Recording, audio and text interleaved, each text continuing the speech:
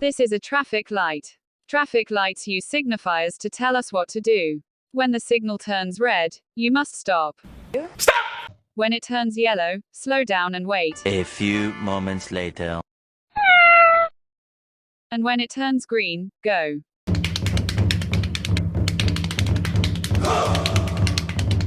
But how do we know all of them?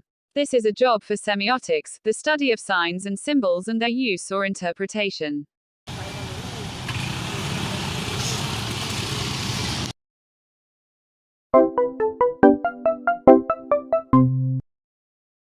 What is semiotics?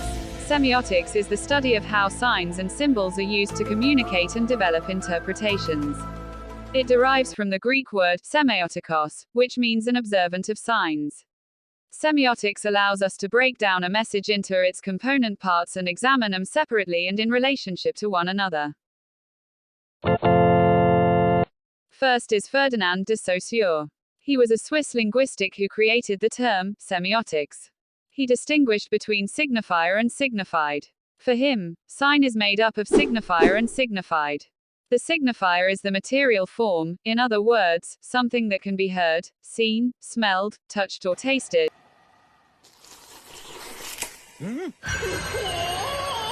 Whereas the signified is the mental concept associated with it.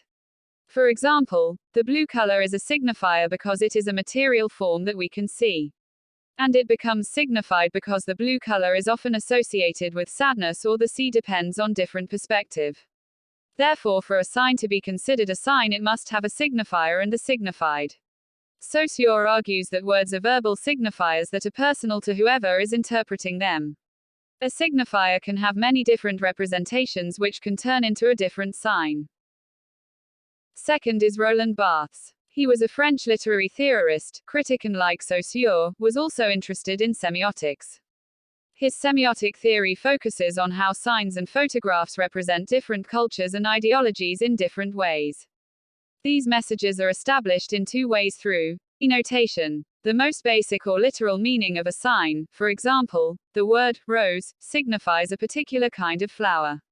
Connotation, the secondary, cultural meanings of signs or signifying signs, signs that are used as signifiers for a secondary meaning. For example, the word rose signifies passion. Last is Charles Sanders Peirce. He was born on the 10th of September 1839. He followed a career in math, philosophy and was a logician. Charles Sanders Peirce defined three categories of sign based on how the sign is related to the object. First is the icon. An icon has a physical resemblance to the signified, the thing being represented. A photograph is a good example, as it certainly resembles whatever it depicts. Take a picture of a tree, and the resulting image will look like that tree. Second is the index. An index has an implied association with the object. The sign and the object are connected in a logical way. For example, a growling stomach indicates hunger. Sunglasses and a cane indicate blindness. And an image of smoke indicates fire. Last is the symbol. A symbol has no resemblance between the signifier and the signified. The connection between them must be culturally learned. Numbers and alphabets are good examples. There's nothing inherent in the number 9 to indicate what it represents. It must be culturally learned.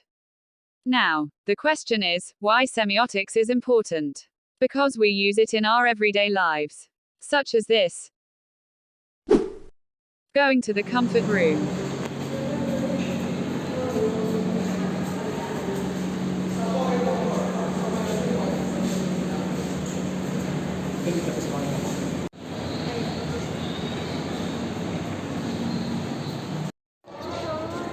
This. Sending an emoji.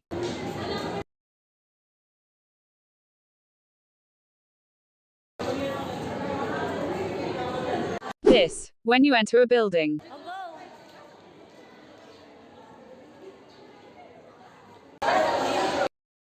And this, when you exit a building. And many more.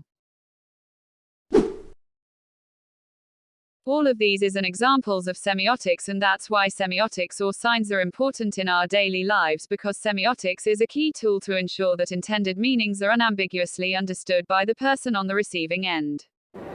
Thank you.